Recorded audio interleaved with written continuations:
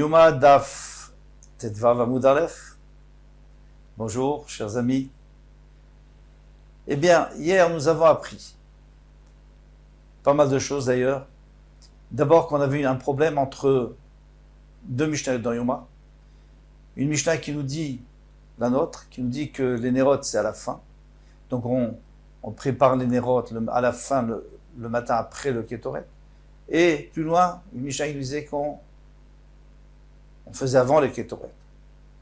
Et donc Abaye a répondu qu'on parle des 5 premières qu'on fait avant la Kétoret et les 2 dernières qu'on fait après la Kétoret. Parfait. Et après on a demandé à Abaye, mais oui, mais toi-même tu dis autre chose. Parce que quand tu as dit le Seder de la Avoda, qu'est-ce que tu mets? Tu mets les 5 premières et au milieu tu mets la Zrika, le sang du Tamid. Et après tu mets, et le Kétoret tu le mets à la fin. Alors ça va pas. Tu te contredis. Et on a répondu que quand il a parlé au début, c'est d'après les Rabbanan. Et d'après les Rabbanan, on sait que à la fin, c'est les Nérot. Et quand il parlait là-bas, c'est de Abba Shaoul. Et Abba Shaoul lui disait que la Kétoret est à la fin. Donc on a résolu le problème d'Abaye. Maintenant, Rav Papa lui dit, très bien, on va utiliser cet argument. Et on va dire tout simplement que même la marloquette entre notre Mishnah, bon, je ne parle pas entre les 2 paroles de Abaye, je parle entre notre Mishnah et la Mishnah plus loin, dans Yoma, eh bien, on n'a qu'à dire que notre Mishnah, nous, qui met en dernier les Nérot, c'est les 2 dernières, pardon, ça c'est Abaye qui a dit, notre Mishnah qui dit les Nérot en dernier, c'est tout simplement d'après les Chachamim, et la Mishnah qui disait les Nérot en premier et le Kétoret en dernier, ça va d'après Abba Shaoul, puis voilà, il n'y a pas de problème. Alors, on va attaquer 1, 3, 6, 9, 12, 13. 13 lignes. À partir du début. Rav Papa Amar, Lokashia. Rav Papa a dit, il n'y a pas de question. Pourquoi? Rabbanan. Notre Mishnah, c'est les Rabbanan qui disent les Nérot en dernier. Abba Shaoul, c'est Abba Shaoul qui est dit, c'est-à-dire là-bas plus loin, qui dit le Kétoret en dernier. Bema Yokimta, les Matitin de Acha. C'est Rabbanan. Nous dit la Gemara, bon, d'accord, très bien. Donc notre Mishnah, ça va d'après les Rabbanan, il n'y a pas de problème. C'est les Nérot en fin, à la fin. Païs, qui est Abba Shaoul. On est d'accord que plus loin, on va avoir une Mishnah. On parlait du Païs, c'est-à-dire qu'on faisait le tirage au sort et la Kétoret c'était à la fin. Et c'était Abba Shaoul, on est d'accord là-dessus. Et Masefa, mais si tu vas encore plus loin, dans le Seder Yoma, alors attention, on peut sauter des Mishnayot, parce que de toute façon, tout c'est le Seder Yoma, c'est les Mishnayot qui donnent l'ordre du Yom Kippour. Eh bien, qu'est-ce qu'on va voir à la fin? Et Vilo et Tamid, on va lui apporter le Korban Tamid, au Kohen Gadol, Kiratso, pardon, il va couper la majorité des simanim, c'est-à-dire la trachée, artère et l'œsophage, et vite il va donner à quelqu'un d'autre pour terminer la shrita, ou merek acher shrita al yado, il y a quelqu'un d'autre qui va finir la shrita pour que lui puisse réceptionner le sang et l'asperger. Après, nichnas leaktir et Kétoret, il va apporter le Kétoret, il va brûler le Kétoret, ou l'étiv et Nérot, et à la fin c'est les Nérot. Alors encore une fois, on revient. Au début, on nous dit les Nérot à la fin. Après, on nous dit le Kétoret à la fin. Et maintenant, on te dit les Nérot à la fin. Alors, qu'est-ce qu'il y a? Combien de fois on va changer? Atan les Rabbanan. Donc, ça va d'après les Rabbanan, bien sûr, la dernière Mishnah. La fin. Réchavé Sefer Rabbanan. Alors, tu vas me dire maintenant que le début et la fin de Yoma, c'est les Rabbanan. Au Metziata, c'est du milieu, c'est Abba Shaoul. C'est pas logique, puisque c'est un ordre. Alors, il faut garder l'ordre. Ou comme lui, ou comme l'autre. Amar lech Rav Papa, oui. Rav Papa, il te dit oui. Réchavé Sefer Rabbanan. Le début et la fin, c'est d'après les Rabbanan. Au Metziata, Abba Shaoul est là. Et au milieu, c'est Abba Shaoul. Oui, d'accord. Oui, pourquoi pas? On n'a pas le choix de toute façon. En réalité, on a le choix. Parce qu'il faut dire comme Abaye. La réponse d'Abaye était bonne. Pourquoi tu dis pas la réponse d'Abaye? D'accord, si tu n'as pas de réponse, alors tu es obligé de dire ça. Mais si tu as une réponse, pourquoi rentrer dans des problèmes? Bishlama Abaye lo amar ki Rafa pas, Abaye lui n'a pas dit comme Rafa pas, parce que lui veut pas Recha Vesefa Rabanan, il veut pas que la Recha et la fin ça soit les Rabanan. Au Metziata Abashaoul et au milieu c'est Abashaoul, c'est pas logique, c'est pas cohérent. Donc le Mokim là, il veut pas dire comme ça. Donc c'est pour ça que lui a donné sa version, c'est quoi? C'est que avant le Ketoret, 5 Nérot, après le Ketoret, 2 Nérot. Donc Ketoret il est après les 5 et avant les 2, donc ça marche. Tu peux tout arranger. Et là, Rafapa, Maïta Malomar Kabaye, maintenant pourquoi Rafapa n'a pas utilisé cet argument qui est excellent, celui d'Abaye? Amar Lecha, il lui dit Tana Berecha, Atavat Shtenérot. D'après toi, dans la Recha, quand on a dit que les Nérot c'est après le Ketoret, on parle des 2 dernières, parce que les 5 premières c'est avant. D'accord? Et dans la Sefa, c'est plus loin dans Yoma, quand on parle des Nérot avant le Ketoret, on parle des 5 Nérot. Alors, au début du Pérec, tu me parles des 2 dernières, et après tu me parles des 5 premières. Mais ça va pas, c'est pas en ordre. Vadar atavat chamesh Nérot. Ah, qu'est-ce qu'il va répondre à Abaye à ça? Abaye Amarlach, il va te dire, Rouye Balma ou Dekamore. Ne prends pas en considération la première Mishnah. La première Mishnah, c'est pas du tout le Seder Ayom, c'est pas le Seder, c'est pas l'ordre de Yom Kippour.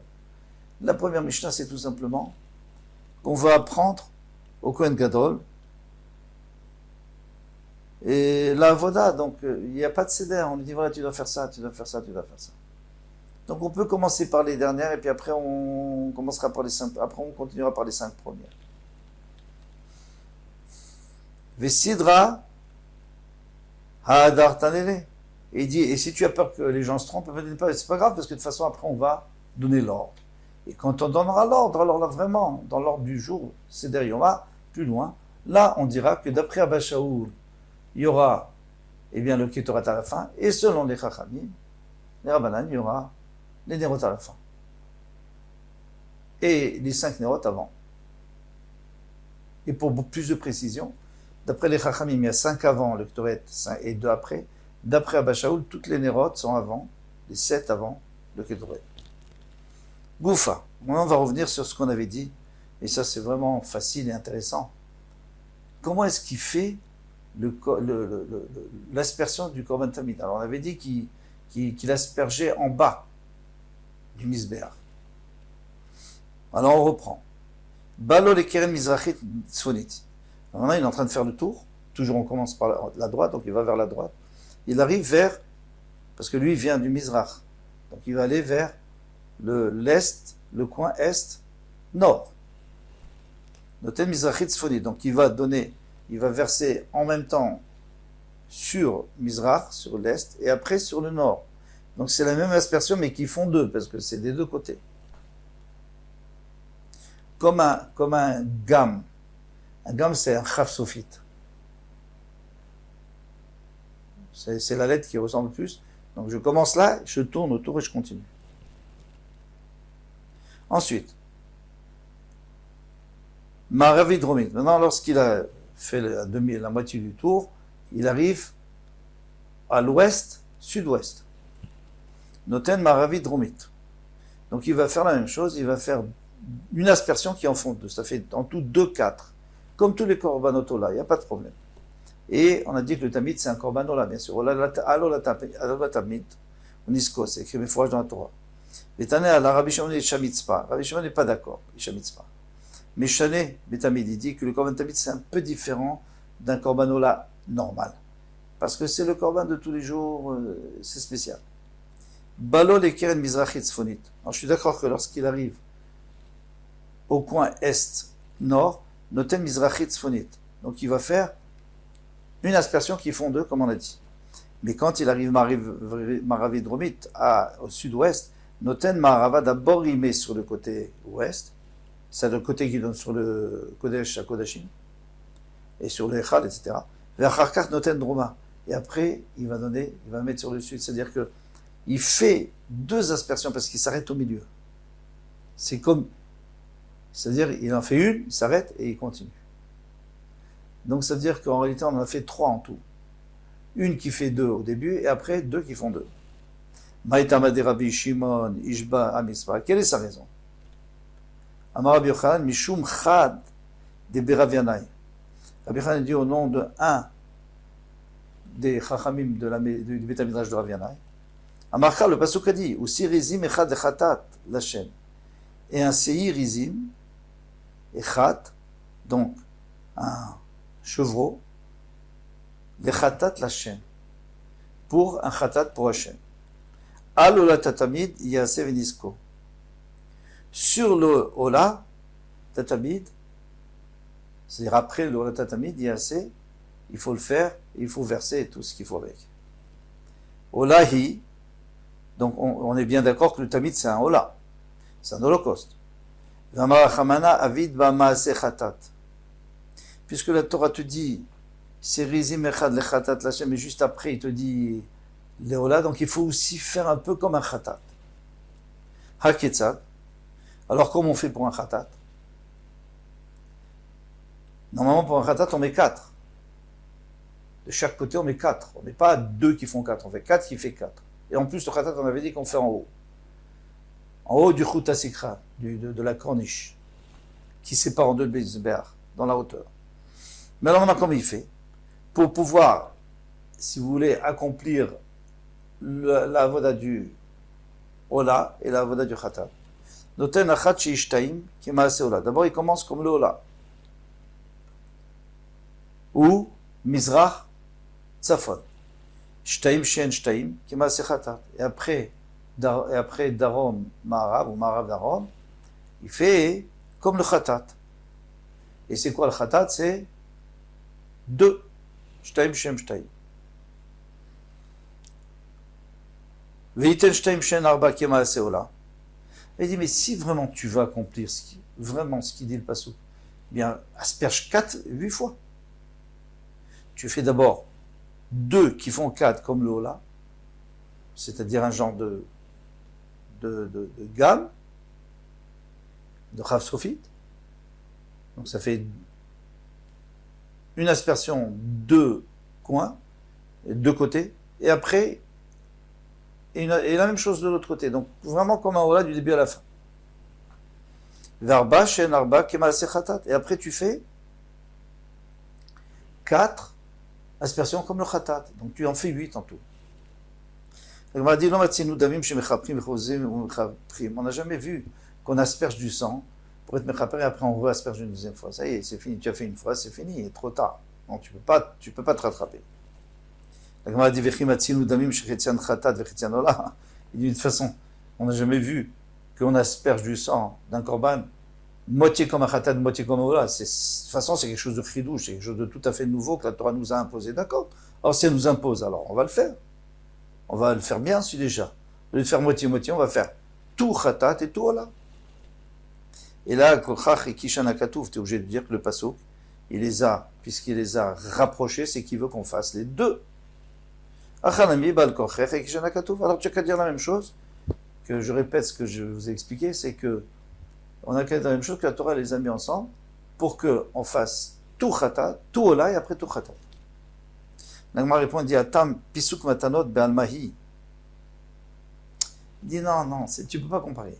Moi, mon système à moi, où je fais d'abord la moitié ola et après la moitié khatat, c'est pas méchant. Pourquoi?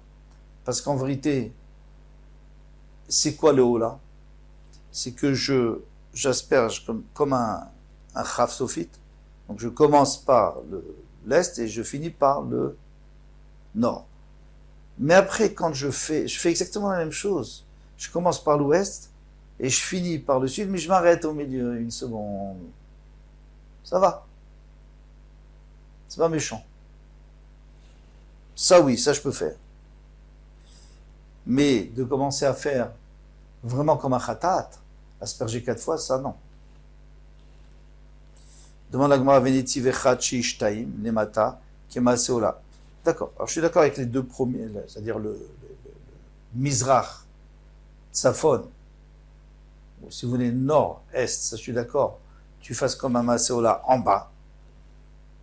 Shtaim, Shem Shtaim Lemala, qui est Maase Khatat. Mais maintenant, si tu veux imiter le Khatat, parce que la Torah a dit qu'il faut faire comme Khatat.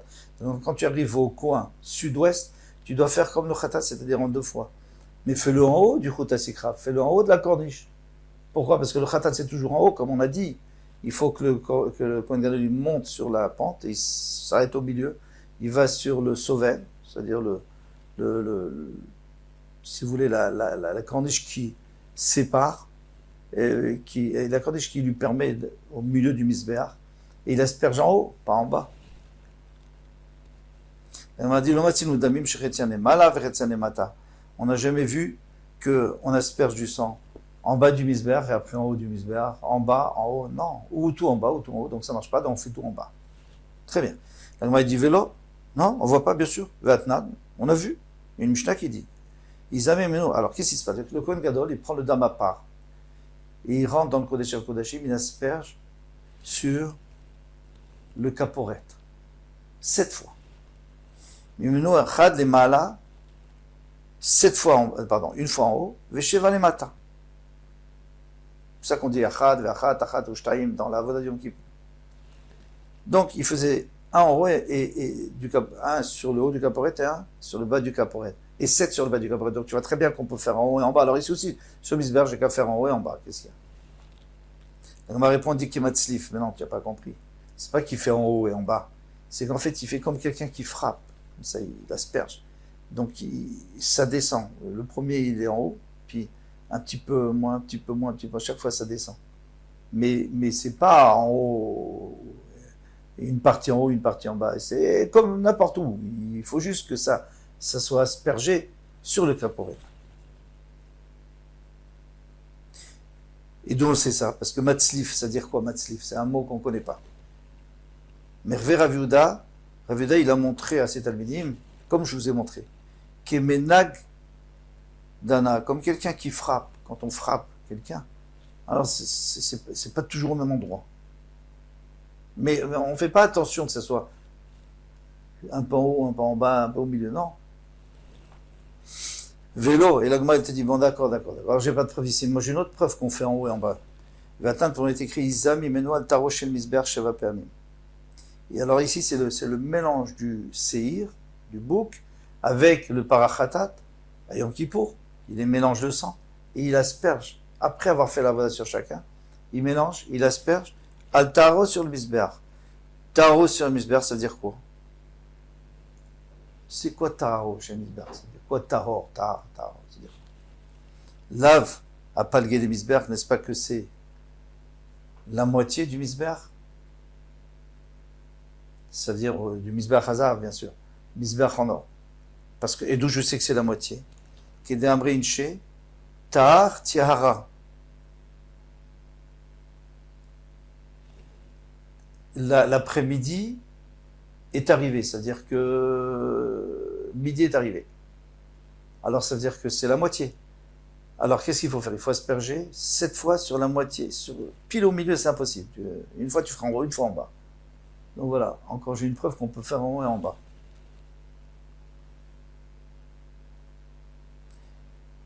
Et pardon, j'ai pas fini la phrase. Tar, tiara, ou palgadioma, c'est la moitié du jour. Donc ça veut dire que Tahor, c'est moitié. Amarava, non. Barshila, non. Lo. C'est pas ça du tout. Tahor, ici, ça veut pas dire ça. Et on termine avec ça. On tourne à pas juste.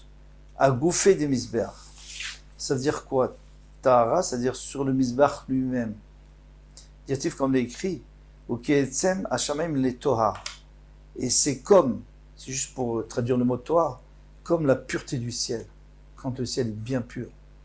Il est pur, il est propre. Il n'y a pas de nuages. Eh bien, ici aussi, le Misbeach Hazar vient d'ascendre.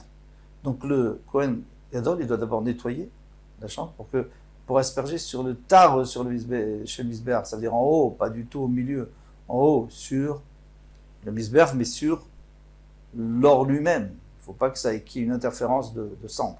C'est ça, altar, c'est le Misbeach, la pureté du Misbeach, il asperge dessus, donc tu vois bien qu'on n'a pas de preuve.